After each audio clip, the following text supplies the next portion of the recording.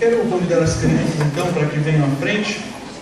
Nós vamos orar então e pedir que Deus abençoe a vida das nossas crianças e a nossa vida nesse momento que iremos ouvir a palavra de Deus.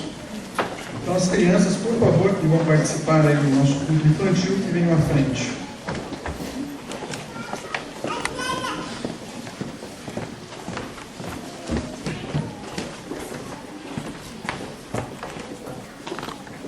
Vamos orar, meus irmãos, então, ao nosso Deus nesse momento, pedir que Ele abençoe a vida das nossas crianças, abençoe as nossas vidas com a sua boa e poderosa palavra, né?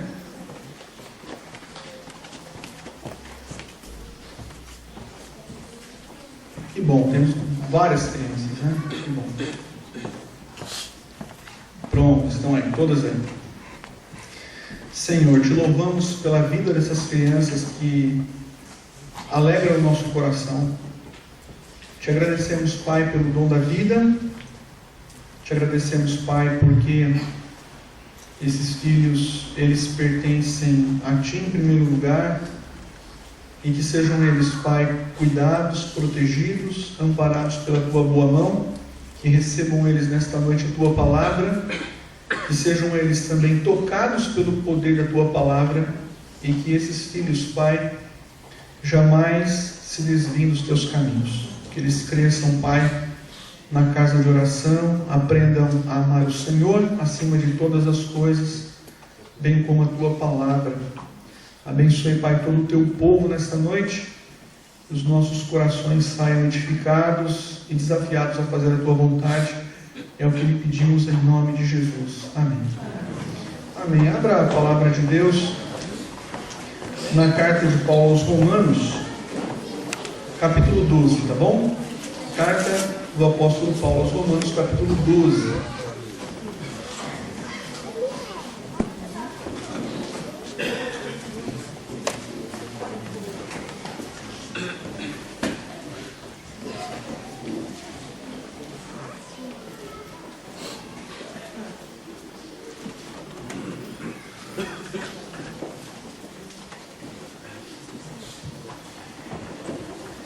Ok, meus irmãos, nós vamos ler então os versos 1 e 2,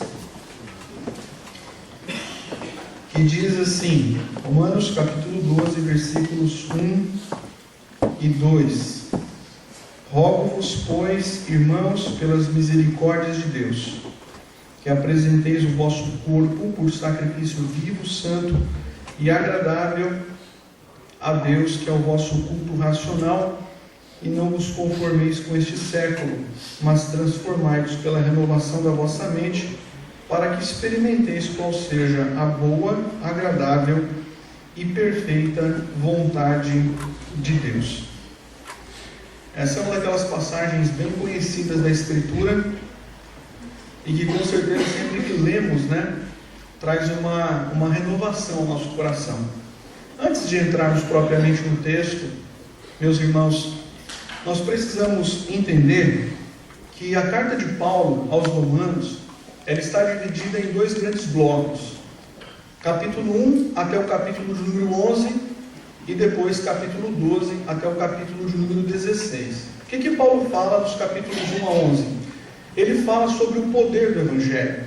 E ele vai mostrar que tanto o judeu quanto o não judeu ou gentil, ambos são salvos pela mesma graça. São salvos mediante a fé. Ele vai dizer isso lá no capítulo 1, versículos 16 e 17. Alguns até dizem que o capítulo 1, versos 16 e 17 seria ali o tema, de toda a carta. E ele vem então no capítulo 2, capítulo 3, falando acerca da pecaminosidade do homem, da graça de Deus que salva, que alcança, que transforma. E quando ele chega então no capítulo 12, ele começa a aplicar tudo aquilo que ele havia ensinado. Então toda a doutrina explorada nos capítulos 1 a 11, agora essas doutrinas começam a ser aplicadas a partir do capítulo de número 12. O interessante, meus irmãos, é que logo no início do capítulo 12, quando ele começa então a aplicar, mostrar as implicações de todo o seu ensino, ele vai trazer um desafio à igreja. Ele vai mostrar como um filho de Deus, que foi redimido pelo sangue de Jesus Cristo, deve viver. Ele vai mostrar como eu e você, que conhecemos a graça salvadora, essa graça que ele explora tanto nos capítulos 1 a 11, no capítulo 11, por exemplo, ele fala muito dessa graça que justifica, ele vai mostrar como nós devemos viver. É como se Paulo dissesse, olha, Deus fez uma obra na sua vida, agora o que você deve fazer com a sua vida? O que você vai fazer com a sua vida? Como você vai viver a sua vida? Como vai ser o seu comportamento daqui para frente, considerando o que Deus fez por você?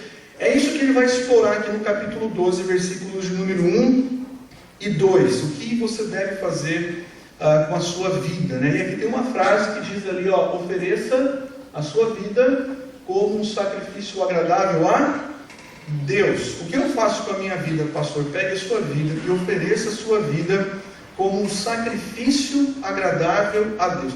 Este é o alvo, meus irmãos, da vida cristã. É o objetivo da vida cristã. É o propósito da vida cristã. Deus lhe deu uma nova vida para que você a ofereça como sacrifício agradável a Ele. Esse é o grande objetivo da vida cristã. É o grande propósito da vida cristã. Então nós vamos começar falando um pouquinho acerca da essência dessa oferta. Essa oferta que somos nós mesmos. Um pouquinho acerca da essência dessa oferta. E eu quero mostrar para os irmãos que essa oferta, essa entrega, esse ato sacrificial, não é um ato que envolve todo o nosso ser. Não é apenas uma parte. Deus, Ele requer tudo de nós. E eu espero que você saia daqui, no final desse culto, dizendo exatamente isso. Eu quero entregar absolutamente toda a minha vida como oferta, como sacrifício vivo, santo e agradável a Deus. Eu quero viver totalmente para o louvor e glória do Senhor. Então, veja aí na sua vida novamente o capítulo 12, verso de número 1, o apóstolo Paulo falando sobre a essência desse sacrifício, a essência dessa oferta. Ele diz: rogo-vos, pois, irmãos, pelas misericórdias de Deus, que apresenteis o vosso corpo por sacrifício vivo, santo e agradável a Deus, que é o vosso culto racional. Quando nós lemos essa palavra sacrifício, a nossa mente se volta lá para o Antigo Testamento, não é mesmo? Porque no Antigo Testamento encontramos vários sacrifícios. O povo adorava a Deus por meio de sacrifícios. Aliás, à medida em que o povo sacrificava touros, cabras, cordeiros, aquilo era uma expressão de adoração, era uma expressão de submissão, era uma expressão de gratidão ao Senhor. E eles faziam aquelas ofertas sacrificiais no templo e faziam aquilo o tempo todo. Um detalhe importante, no Antigo Testamento, quando o povo oferecia um animal, o animal, para ser aceito, ele deveria ser morto. Deus não aceitava o animal vivo. O animal precisava ser morto. E obviamente deveria ser um animal puro, um animal sem mácula. No Novo Testamento nós vemos aqui um desafio apresentado pelo apóstolo Paulo. Nós vemos o próprio Deus, na realidade, nos convocando para oferecer, agora não mais animais. Agora nós oferecemos outra coisa, nós oferecemos algo que é muito mais valioso do que um animal. Nós oferecemos a nossa própria vida ao Senhor Deus. É isso que ele diz: rogo-vos, pois, irmãos, eu apelo para que vocês ofereçam o vosso corpo por sacrifício vivo, santo e agradável a Deus, que é o vosso culto racional. As pessoas leem esse versículo e já falam assim: então Deus só quer o corpo, Deus não está interessado na alma. Obviamente, meus irmãos, que quando Paulo utiliza a palavra corpo, ele não está se referindo simplesmente à parte física, do qual você é constituído. Não. O apóstolo Paulo, ele está pensando na pessoa como um todo. Ele está pensando aqui em todo o seu ser. Eu poderia dizer corpo e alma, a totalidade do seu ser. Vamos colocar aqui o seu intelecto, as suas emoções, as suas vontades, os seus desejos, o seu conhecimento, a sua sabedoria, toda a força, todo o vigor, tudo aquilo que há em você e tudo aquilo que você é. Ele está dizendo: pegue tudo isso e ofereça como uma oferta sacrificial ao Senhor Deus. Esse é o alvo de Deus para a sua vida. Senhor, o que tu queres que eu faça com a minha vida? Deus responde, Ele quer que você ofereça a sua vida como um sacrifício vivo, santo e agradável a Ele. Isso implica, meus irmãos, em rendição total. Isso significa serviço total, é um ato de doação, é um ato de entrega, é um ato voluntário, é um ato espontâneo. Então, apresentar o seu corpo como um sacrifício vivo, santo e agradável a Deus, significa oferecer todo o seu ser, oferecer tudo o que você é, toda a sua vida a Deus. Isso é fácil, meus irmãos? O que vocês acham? É fácil. Mas é fácil de ouvir, não é? Ofereça a sua vida a Deus. Eu vou fazer isso, pastor. Vou oferecer minha vida a Deus. Isso é fácil de ouvir, meus irmãos, mas é difícil de praticar. Parece que nós estamos sempre querendo preservar para nós mesmos um pouquinho de nós. A nossa entrega é uma entrega resistente. A gente sempre quer conservar um pouquinho de nós para nós mesmos, uma parte, né? Mas veja, o ato de entrega, ele envolve todo o nosso ser. É uma oferta, meus irmãos, de tudo, absolutamente tudo que somos ao serviço, à glória, ao louvor do Senhor. E quando eu leio para esse texto, eu fico pensando, eu só tenho uma vida nessa terra, e você só tem uma vida para ser vivida nessa terra, depois o que te aguarda é a eternidade. Então, você precisa fazer valer a sua vida. Você precisa fazer valer a sua vida, oferecendo-a continuamente, oferecendo-a constantemente, oferecendo-a repetidamente, a cada dia, a cada hora, a cada segundo. Você deve oferecer a sua vida ao Senhor. É uma consagração total, é uma entrega total, é uma rendição completa. Você precisa se oferecer ao Senhor. Veja, você não precisa mais oferecer animais mortos, como acontecia lá no Antigo Testamento, né? Porque o sacrifício vicário já foi realizado, o cordeiro já foi morto na cruz do Calvário. Jesus Cristo já verteu o seu sangue, Ele nos redimiu pelo poder do seu sangue. Você não precisa mais ofertar nenhum tipo de animal. O sacrifício final, completo, perfeito, já foi oferecido pelo nosso Rei, o Cordeiro de Deus. Ele morreu em nosso lugar. Mas se você, nesta noite, tem convicção de que pertence a Cristo, se você pertence a Cristo como um ato de adoração, você deve se oferecer a Deus, integralmente se oferecer a Deus.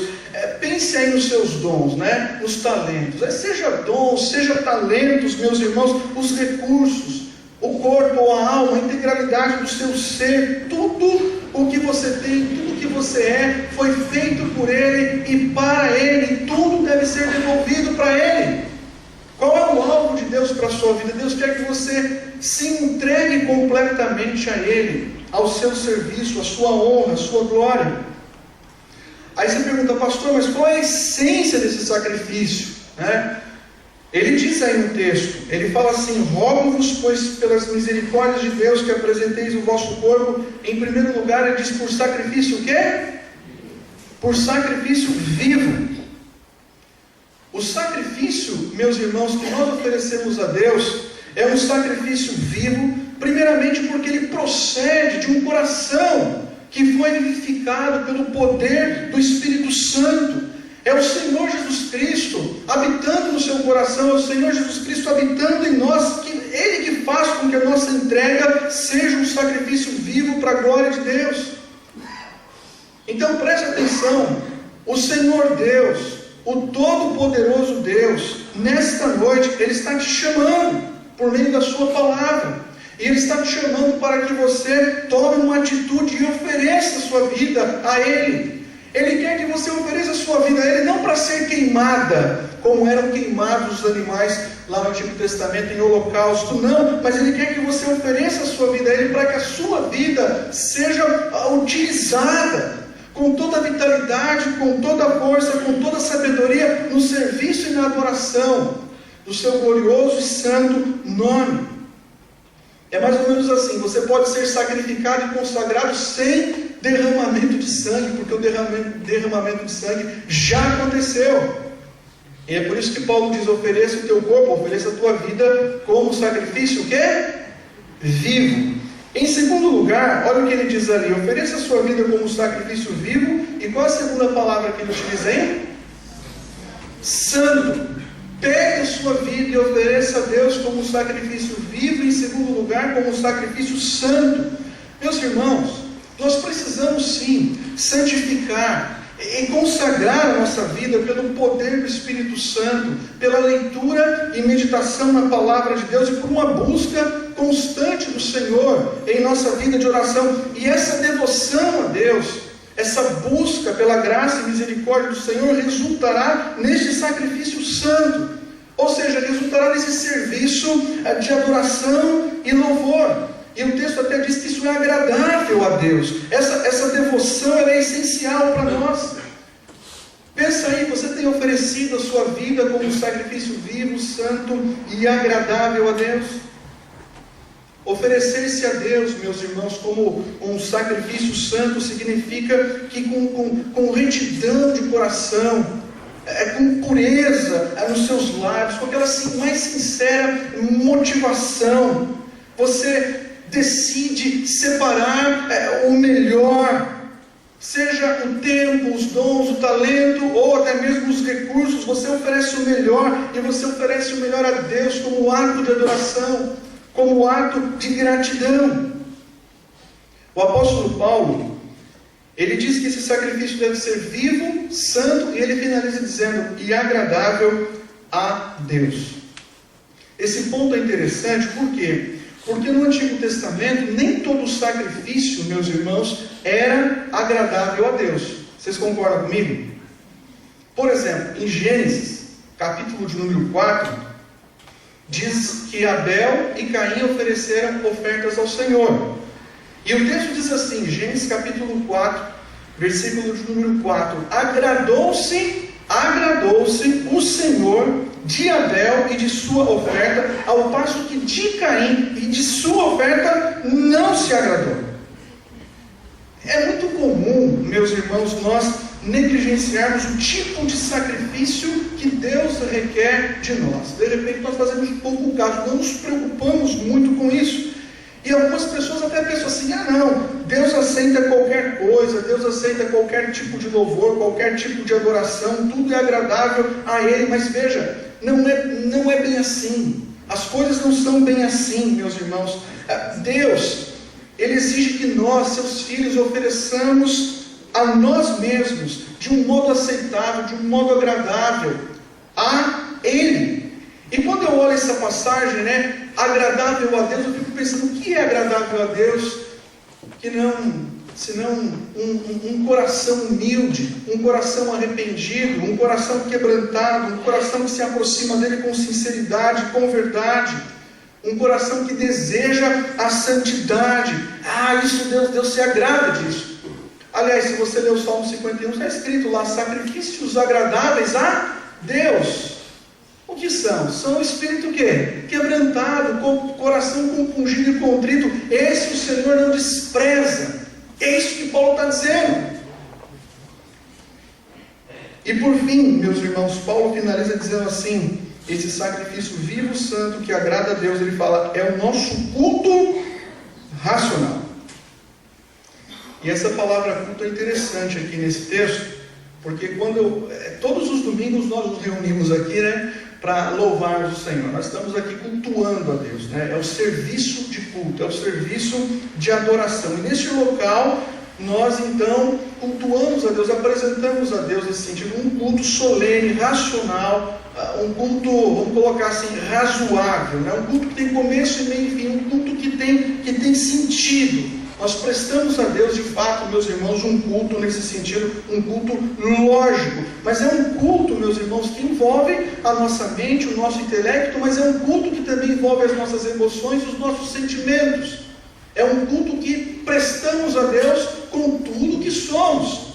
É um ato de adoração que envolve todo o nosso ser. Mas veja bem, não apenas, meus irmãos, o culto dominical que prestamos aqui toda semana deve ser um culto racional, um culto inteligente, Não apenas isso, mas também, todos os dias, em todos os lugares, seja lá na sua família, seja lá no seu trabalho, na sociedade, a sua vida integralmente também deve ser apresentada como um sacrifício vivo, santo e agradável a Deus. E essa oferta a Deus, diz Paulo, também é chamado de culto racional.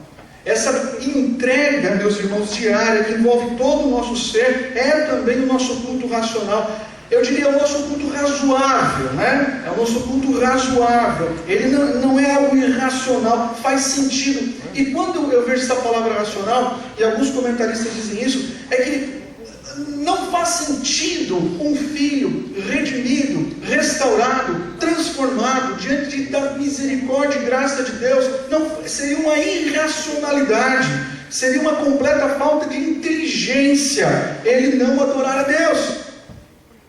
Ele se oferece a Deus porque isso é racional. Isso é inteligente da nossa parte. Nós fazemos isso com toda alegria, meus irmãos.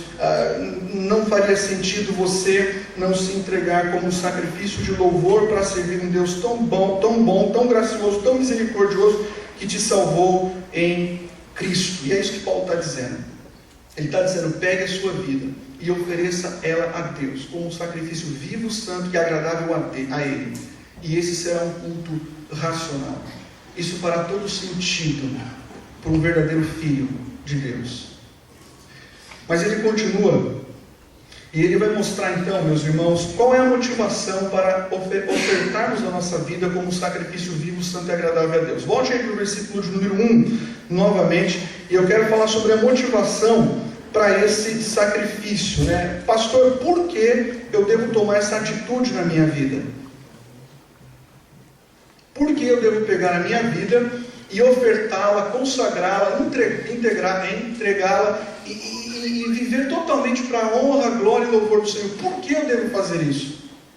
Qual é o incentivo? Qual é a motivação para eu fazer isso? Então Paulo diz no início do versículo 1 o seguinte, veja o fundamento do apelo do apóstolo Paulo. Ele fala assim: rogo-vos, pois, pelas misericórdias de Deus. E aí ele continua: que apresenteis o vosso corpo por sacrifício vivo, santo e agradável a Deus. Então, qual é a nossa motivação? Ou qual será a nossa motivação, meus irmãos, para sairmos daqui nesta noite decididos a ofertar a nossa vida como um sacrifício de louvor e adoração ao nosso Deus? A maior motivação, o maior incentivo para servirmos o Rei Jesus com toda a nossa alma, o apóstolo Paulo diz aqui, são as misericórdias de Deus. E é interessante Paulo falar sobre as misericórdias no início do capítulo 12, porque ele fala sobre as misericórdias no capítulo 1, 2, 3, 4, 5, até o capítulo 11. Os 11 capítulos anteriores, Paulo destaca e frisa muito a questão da misericórdia de Deus na salvação dos seus filhos. E por fim ele diz assim: olha, considerando a misericórdia de Deus que foi derramada sobre a sua vida, pegue a sua vida e oferte ao Senhor como um sacrifício vivo, santo e agradável a Ele. É como se Paulo dissesse assim: dedique plenamente a sua vida como uma oferta de louvor, assuma um compromisso total e restrito com a igreja de Deus, se renda completamente ao senhorio de Jesus Cristo, porque essa é a única resposta correta, é a única resposta razoável, é a única resposta que faz sentido em vista da misericórdia, do amor e da bondade de Deus. Se nós respondermos de qualquer outra forma, nós estamos respondendo de forma errada. Porque é como se Paulo dissesse: olha, Deus foi muito misericordioso para com a sua vida. Ele enviou o seu filho para morrer no seu lugar. Então agora você pega a sua vida e você oferece a Ele como um sacrifício vivo, santo e agradável a Deus.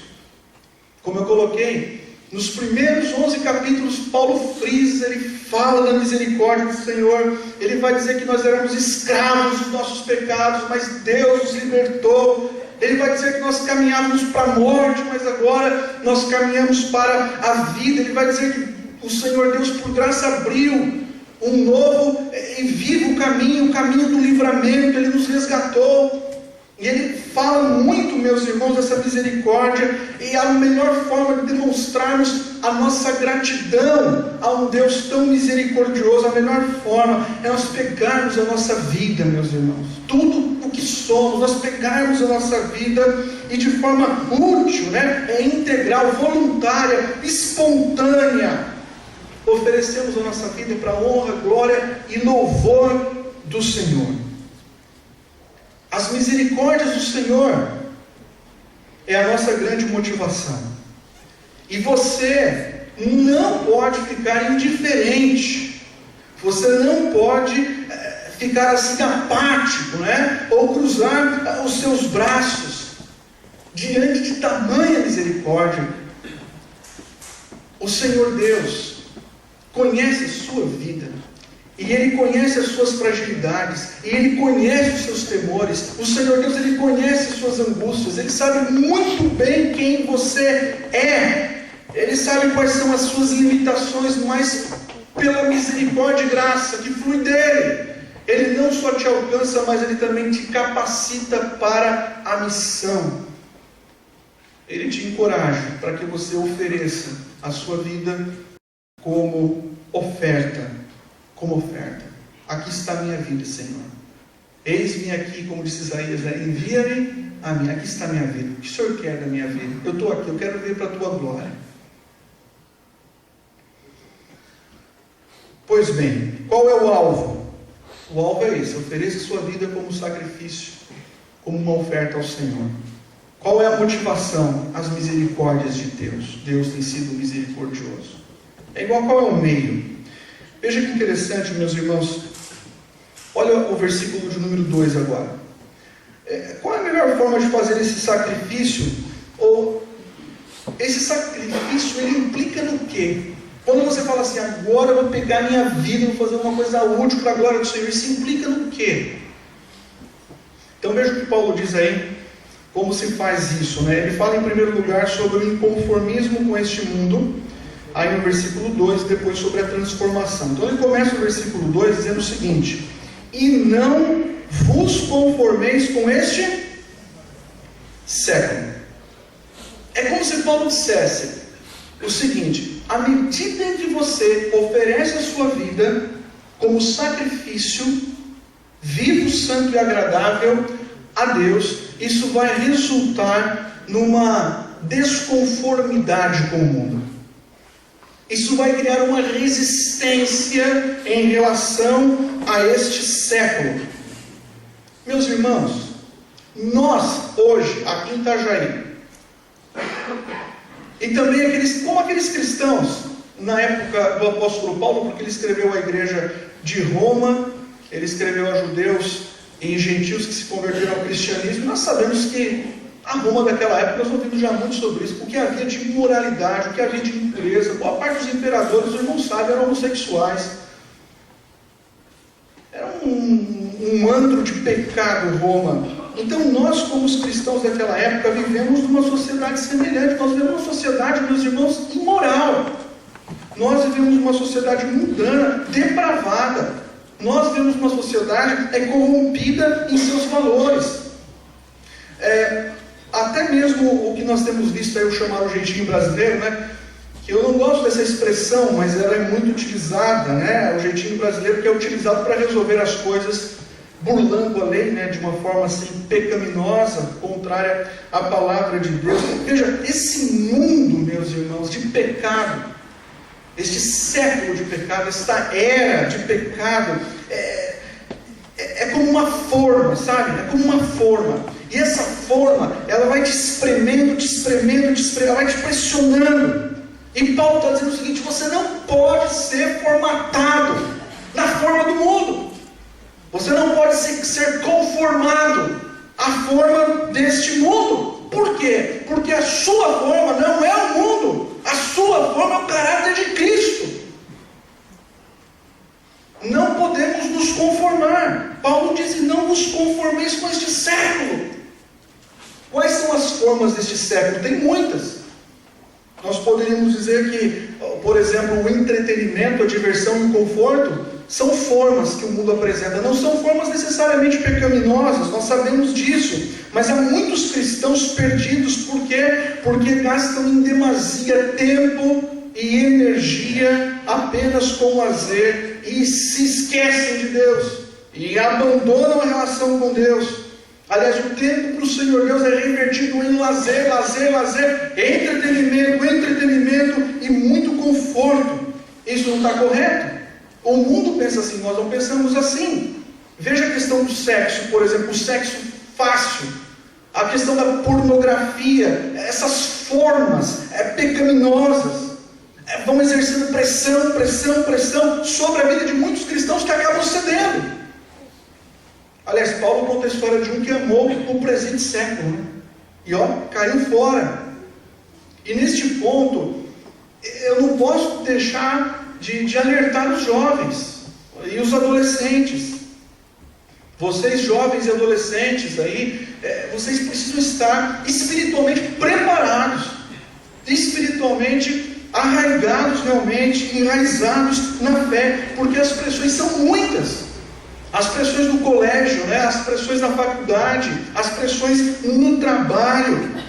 Você, jovem adolescente, você não pode marchar segundo a batida do tambor que o mundo está ditando aí fora. Você não pode andar na mesma caminhada, na mesma pisada. Não dá para ir atrás. Então, se os seus amigos, se eles amam o pecado, se eles amam as músicas que falam só de pecado, se eles amam lugares onde reina o pecado, se eles amam as baladas corrompidas de pecado, se eles amam estas coisas, você precisa ser um adolescente, um jovem valente.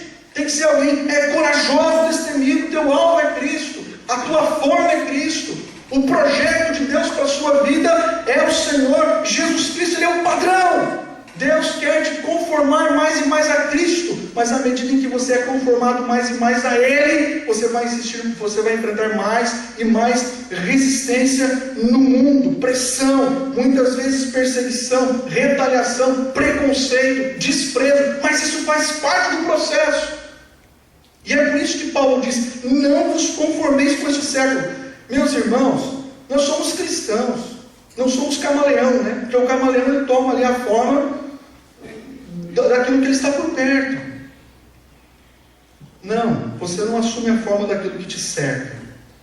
Então não se deixe amoldar ao jeitão do mundo.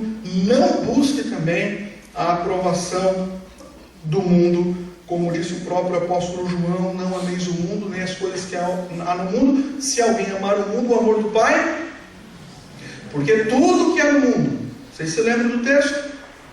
Os desejos da carne, a concupiscência da carne, a concupiscência dos olhos, a soberba da vida, não procede do Pai, mas procede de quem? Do mundo.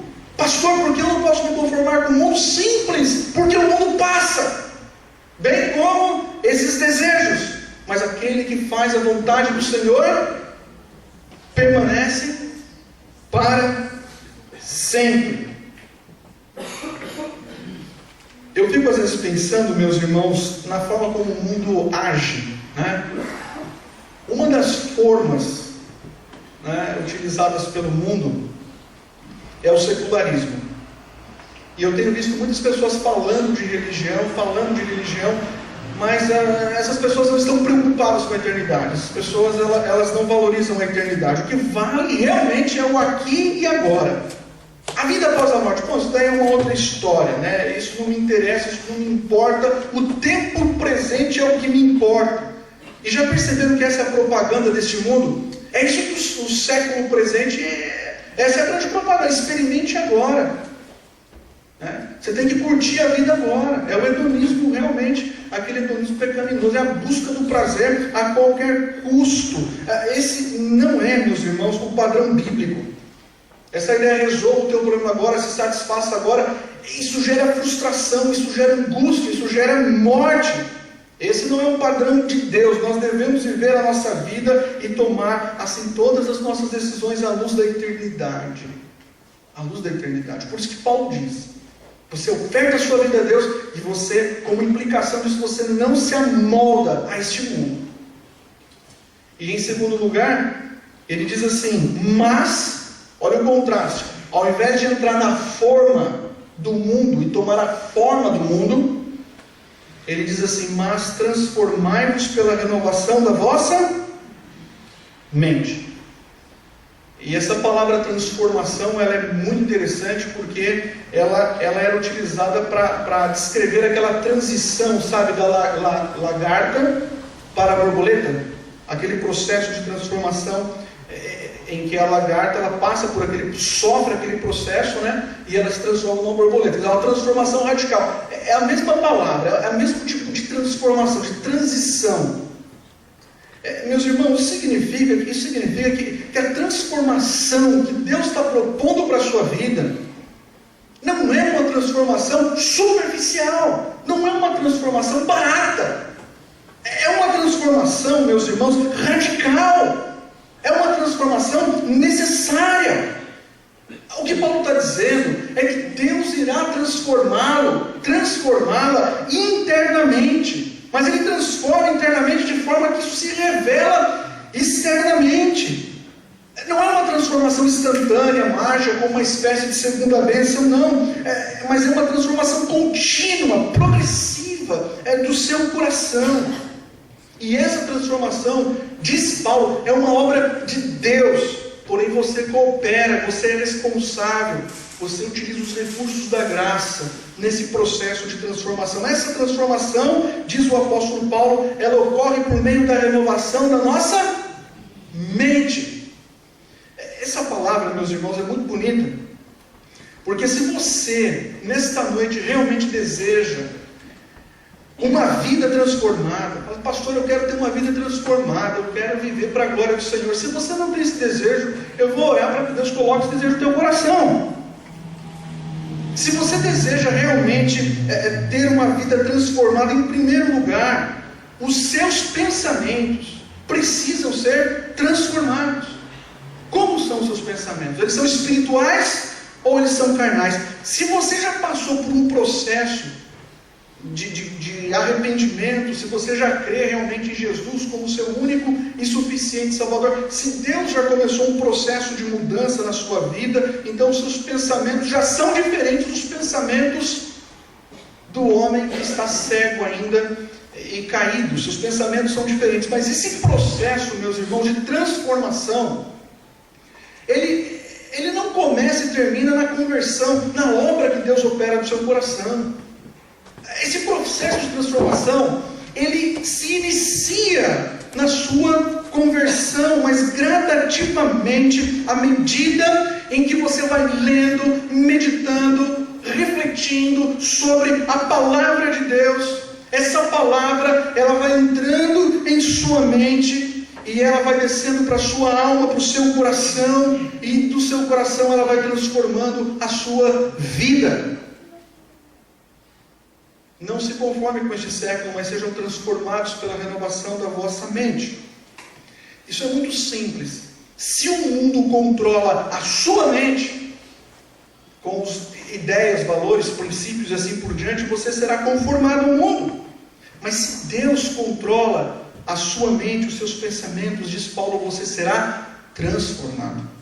Vocês se lembram do que Paulo diz lá em Filipenses 4, versículo 8, não lembra? Tudo que é puro, amável, justo, de boa fama, se alguma virtude há, se algum louvor existe, seja isso que ocupe o vosso pensamento. Porque no fundo você faz o que você faz, porque você pensa o que você pensa, e você pensa o que você pensa porque você quer o que você quer. Se você desejar as coisas corretas, você vai começar a pensar e encher a sua mente com as coisas corretas, e isso vai resultar numa transformação da sua vida. Mas eu quero caminhar para o final e mostrar aqui, meus irmãos, logo no finalzinho do texto, Paulo fala assim: para quê? Está vendo? O resultado final dessa consagração, dessa entrega, ele fala: para quê? Final do versículo 2: para que experimenteis qual seja a boa, agradável e perfeita vontade de Deus. Tudo tem um propósito. Tudo tem um propósito. Se você, nesta noite, decidir oferecer a sua vida, não mais para o mundo, para as coisas que há no mundo, e aqui eu estou falando mundo no sentido de este século, as coisas pecaminosas que vão seduzindo, atraindo a nossa alma. Se você decidir oferecer a sua vida como um sacrifício, como uma oferta a Deus, e olhando para a sua vida, você disser assim: pastor, eu não quero mais me conformar com este século, eu não quero entrar na forma do mundo, porque se eu entrar na forma do mundo, eu vou tomar a forma do mundo, mas eu vou resistir. E pastor, eu estou preparado para buscar a palavra, encher a minha mente, ser transformado pela renovação da minha mente. Sabe qual será o resultado? O resultado desta consagração, o resultado dessa entrega. Sabe qual vai ser o propósito final? Paulo diz: você vai experimentar. E essa palavra é muito importante, porque tem coisas que você conhece porque alguém disse, não é mesmo? Alguém contou uma experiência para você. Que experiência fantástica! E você então começa a viver da experiência dos outros, até mesmo experiências espirituais, você vive da experiência do outro. Mas Paulo diz assim, que eu e você experimentaremos a boa, agradável e perfeita vontade de Deus. Qual é a resposta de Deus para a minha vida? A resposta de Deus, ou a vontade de Deus, ela é encontrada, meus irmãos, nessa entrega, nessa renovação, nessa inconformação com o mundo. Quando a sua mente ela está sendo alimentada pela palavra de Deus, você se torna mais capaz ou capacitado para testar, para provar, para reconhecer a boa, perfeita e agradável vontade do Senhor. Se você pensar assim: pastor, eu queria saber se é a vontade do Senhor, porque eu quero saber se eu devo casar ou não, né? Pastor, eu quero descobrir se eu devo casar ou não. Eu quero saber, pastor, se eu devo fazer essa faculdade ou aquela faculdade. Estou na dúvida, pastor, qual é a vontade de Deus? Eu não sei se eu devo arrumar um outro trabalho ou não. Eu não sei o que eu faço, estou na dúvida. Qual é a vontade do Senhor para essas áreas da minha vida? Paulo diz aí que nós vamos experimentar a boa, perfeita e agradável vontade de Deus. Qual é essa boa, perfeita e agradável vontade de Deus para a minha vida?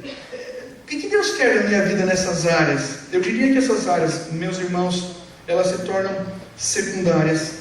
Porque à medida em que você oferece a sua vida como sacrifício, como oferta e louvor em adoração a Deus, à medida em que você resiste ao pecado e não se conforma com esse mundo, à medida em que você vai sendo transformado pelo poder da palavra, vai sendo transformado pela renovação da sua mente, depois que você passa por todo esse processo, você vai ser capaz de dizer com toda a convicção o que agrada a Deus. Você vai ser capaz de saber que o que você está fazendo, a maneira como você está vivendo, a consagração que você está dedicando a Deus, você vai saber que tudo isso que você está fazendo, na verdade, é algo bom, perfeito e agradável ao Senhor. Você vai consagrando, se entregando, e você vai experimentando que essa vontade de Deus para a sua vida, ela é boa, perfeita e agradável. Você entrega a sua vida e você fala assim: nossa, essa é a vontade de Deus, como isso é bom, perfeito e agradável. Você não se conforma com o mundo e de repente você experimenta, essa é a vontade de Deus, como isso é bom, perfeito e agradável. Você é transformado pela renovação da sua mente, porque você ama a palavra e você diz: nossa, essa é a vontade de Deus, como a vontade de Deus é boa, perfeita e agradável. Você experimenta a boa, perfeita e agradável vontade de Deus à medida em que você se entrega mais e mais e mais a Ele. Eu quero orar ao Senhor e quero deixar esse desafio a cada irmão aqui nesta noite, né? Ofereça sua vida como um sacrifício agradável a Deus. Pegue a sua vida e diga: está aqui, Senhor. Curva a sua fronte, vamos falar com o Senhor. Pai, Nós somos tomados, Pai, em nosso tempo, por tantas coisas. A nossa vida é uma vida de tantas correrias, e de repente, Pai, nos vemos oferecendo a nossa vida, o nosso tempo, os nossos dons, a nossa sabedoria, os nossos recursos. Nos vemos, Pai, oferecendo tudo o que temos e somos apenas para este mundo, e vamos oferecendo, Pai, oferecemos a nossa vida em demasia para o trabalho, para o lazer, para o entretenimento, e vamos entregando a nossa vida, Pai, aos negócios deste mundo, e de repente, Senhor, acabamos nos esquecendo de que a nossa vida, ela deve ser entregue a Ti, como oferta, como sacrifício vivo, santo e agradável. Ó Deus Todo-Poderoso, em nome de Jesus, abençoe o Teu povo nesta noite, e que cada filho Teu aqui presente, Pai, saia daqui decidido a ofertar a Ti o que há de melhor. Que cada filho Teu, Pai, saia daqui nesta noite disposto a voluntariamente oferecer a vida como um sacrifício vivo, santo e agradável ao Senhor. Que cada filho Teu aqui, Pai, não recuse o serviço no Teu reino, o trabalho no Teu reino. Que cada filho Teu, Pai, tenha disposição, ânimo, vigor para Te servir de todo o coração. E, ó Deus, em nome de Jesus, que jamais sejamos conformados a este século. Ó Deus, que não busquemos a aprovação deste século, mas que a nossa vida, Pai, seja conformada a Cristo. E que a nossa mente, Pai, alimentada pela Tua palavra, produza transformações profundas em nosso coração e visíveis, Pai, em nosso comportamento e atitude.